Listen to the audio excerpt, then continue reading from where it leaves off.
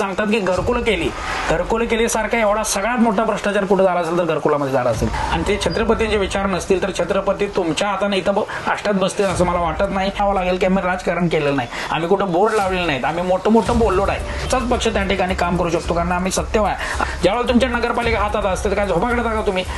लोक सांगतायत की 70 कोटी आणले, 60 कोटी आणले कोणी आणले? ते आमच्या पक्षा म्हणजे भाजप या पक्षातूनच आणले. किंवा निश्चितपणे तुम्हाला सांगतो आष्टामध्ये रयतेचं राज्य त्यांच्या स्वप्नातलं राज्य आल्याशिवाय राहणार नाही असं मला वाटतं. 25-30 वर्ष आज आष्टा नगरपालिकेचा म्हणावा तसा किंवा आपल्या या भागातला विकास झालेला नाहीये. आष्ट्यामध्ये बघितले बोर्ड बरेच लागलेत, 200 कोटी 400 कोटी. कुठं गेला विकास? की जे घरकुल घेतले ती लोक मुंबईत राहायला आहेत. नगरपालिकेचा रेव्हेन्यू वाढवणं म्हणजे त्याचं उत्पन्न वाढवणं यासाठी सुद्धा प्रयत्न करणं गरजेचं आहे. नगरपालिकेत अंतर्गत असू दे किंवा बाहेरचा असू दे, तो भ्रष्टाचार मुक्त करण्यासाठी तुम्ही नेमकं काय करणार आहात? त्याचा विकास होतोय पण तो टक्केवारीवर विकास होतोय. आज माझं म्हणणं आहे की नगराधीश मी झाल्यानंतर बाहेर एक तक्रार पेटी असायला पाहिजे, सूचना पेटी असायला पाहिजे.